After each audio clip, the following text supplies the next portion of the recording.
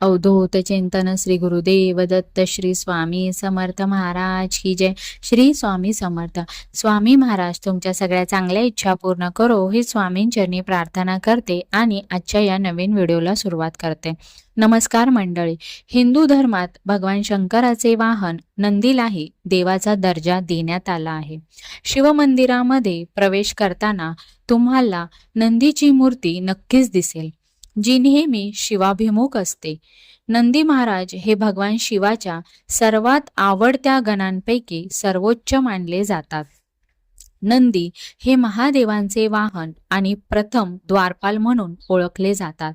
महादेव स्वतः निरंतर जप ध्यान करत असतात आणि त्यांचे जप ध्यानधारणा भंग होऊ नये त्यासाठी त्यांनी नंदीला स्वतःचा द्वारपाल म्हणून ठेवले आहे.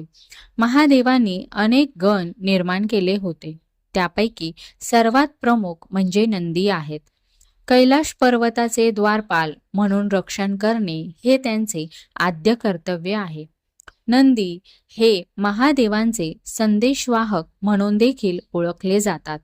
हेच कारण आहे की लोक नंदीच्या कानात आपली मनोकामना इच्छा सांगतात आणि असे मानले जाते की नंदी आपला संदेश महादेवांपर्यंत पोहोचवतात. मान्यतेनुसार प्रत्येक शिवमंदिराच्या बाहेरील नंदी हे प्रतीक्षा आणि सावधतेचे प्रतीक आहे. नंदीचे महादेवांवर लावलेले ध्यान आपल्याला हे शिकवते की आपणही मंदिरात जाऊन सगळे विचार एका बाजूला ठेवून आपले सर्व लक्ष फक्त आणि फक्त देवांकडे केंद्रित केले पाहिजे. नंदीच्या कानात सांगितलेली एखादी इच्छा मनोकामना थेट भोलेनाथांपर्यंत पोचते, कारण नंदी हे महादेवांचे प्रथम द्वारपाल आहेत. परंतु मंडळी, नंदीच्या कानात इच्छा सांगण्याची विशिष्ट अशी पद्धत आहे. चला तर मग जाणून घेऊया काय आहे ती पद्धत. नंदी महाराजांच्या कानात आपली इच्छा व्यक्त करण्यापूर्वी प्रथम भगवान शिव आणि माता पार्वतीची पूजा करावी. यानंतर नंदीजींना जल, दूध आणि फुले अर्पण करावी. त्यानंतर धूप दीप दाखवावा.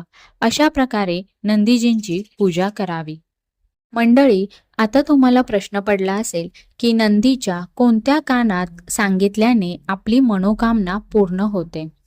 मंडळी, नंदीच्या कोणत्याही कानात तुम्ही तुमची इच्छा व्यक्त करू शकता, पण शास्त्रानुसार डाव्या कानात इच्छा सांगणे अधिक महत्त्वाचे मानले जाते.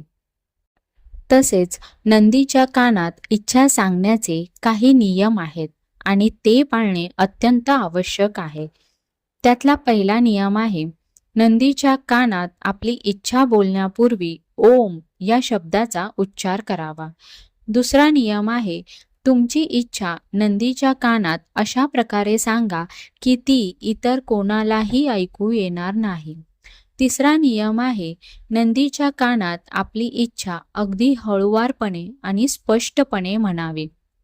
चौथा नियम आहे, नंदीच्या कानात तुमची इच्छा सांगताना दोन्ही हातांनी तुमचे तोंड झाकावे, जेणेकरून कोणालाही तुम्ही काय बोलता हे कळणार नाही. पाचवा नियम आहे, नंदीच्या कानात तुमची इच्छा सांगताना चुकूनही इतर कोणाबद्दल वाईट बोलू नका. सहावा नियम आहे, नंदी महाराजांकडे कोणाचेही नुकसान व्हावे किंवा वाईट व्हावे अशी इच्छा करू नका. सातवा नियम आहे, तुमची इच्छा सांगितल्यानंतर नंदी महाराजा, माझी ही इच्छा तुम्ही भोलेनाथांपर्यंत नक्की पोहोचवा असे म्हणावे. आणि शेवटचा आणि आठवा नियम आहे, नंदी महाराजांना एका वेळी एकच इच्छा सांगावी. अतिलोभामुळे जास्त इच्छा सांगू नये. ही माहिती आवडली असल्यास व्हिडिओला लाईक आणि शेअर करा आणि आपल्या चॅनेलला सबस्क्राईब करा. धन्यवाद.